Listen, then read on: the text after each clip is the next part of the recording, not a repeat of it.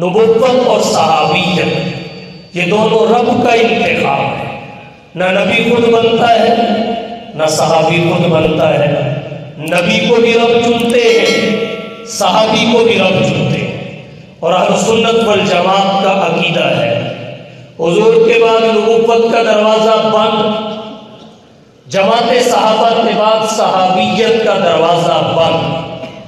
اسماء الرجال کے ماہرین کی تحقیق کے مطابق آخری صحابی حضرت ابو طفیل عامر بن واصلہ ہے۔ حضور کے بعد کوئی نبوت کا دعویٰ کر کے مسلمان کیوں کر ہو سکتا ہے؟ ابو طفیل عامر بن واصلہ کے بعد تو صحابیت کا دعویٰ کر کے بھی کوئی مسلمان نہیں ہو سکتا۔ حضور پر نبوت ختم ہے، صحابہ کرام پر صحابیت ختم ہے۔ جماعت صحابہ کے آخری فرد کے بعد صحابی کوئی نہیں، نوع نبوت کے آخری فرد حضور صلی اللہ علیہ وسلم کے بعد نبی کوئی۔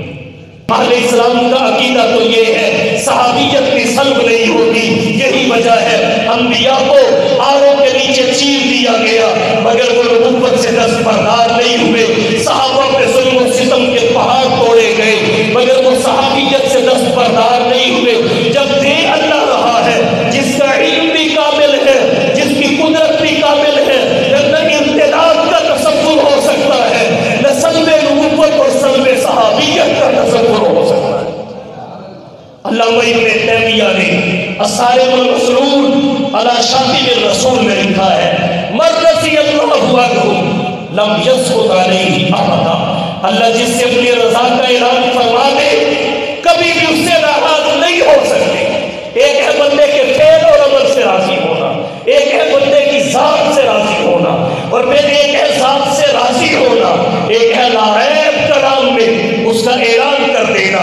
اگر ہم اللہ ذات سے راضی ہے، لا ریب کلام میں اعلان بھی کر چکے ہیں رضی اللہ عنہم ورضوا عنہ، اب اگر ناراضگی ہوتی ہے تو یہ اللہ کے علم کو چیلنج ہے، اور اللہ کے علم میں کوئی نقص نہیں ہے۔ اس لیے نبوت تو نبوت نہیں، صحابیت کا بھی سلب نہیں۔ اور جن لوگوں کے بارے میں کہا جاتا ہے کہ یہ صحابہ سے مرتد ہو گئے، قرآن کریم ہمارا ذہن صاف کرتا ہے وَمِنَ النَّاسِ مَن يَقُولُ آمَنَّا بِاللَّهِ وَبِالْيَوْمِ الْآخِرِ وَمَا هُم بِمُؤْمِنِينَ۔ کچھ لوگ ایسے بھی ہیں جو زبان سے کہتے ہیں آمنا باللہ وبالیوم الآخر، لیکن ان کی حقیقت کیا ہے؟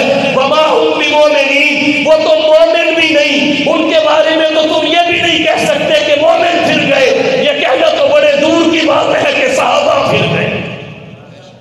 ان کے پھرنے کو سامنے رکھ کے تو تم یہ بھی نہیں کہہ سکتے کہ مومن مرتد ہو گئے، کیونکہ ما ہم بمؤمنین، تو یہ کیسے کہہ سکتے ہو صحابہ پھر گئے، مرتد ہو گئے؟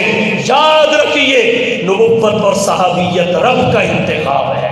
یہ منافق تھے، یہ مومن تھے ہی نہیں، یہ صحابی تھے ہی نہیں۔ صحابیت کی تو پہلی شرط ہی ایمان ہے۔ صاحب شرح تہذیب نے لکھا هم المؤمنون الذین ادرکوا صحبت النبی علیہ السلام مع الایمان، صحابہ ان مومنوں کو کہتے ہیں جنہوں نے حالت ایمان میں حضور کی صحبت کو پایا۔ تو جب ایمان ہی نہیں، وہ تو مومن ہی نہیں، صحابیت تو اس سے آگے کی منزل ہے۔ تو ان کے بارے میں تو ہم ان کے پھرنے کی وجہ سے یہ بھی نہیں کہہ سکتے کہ مومن مرتد ہوئے، صحابہ تو بڑے دور کی بات ہے۔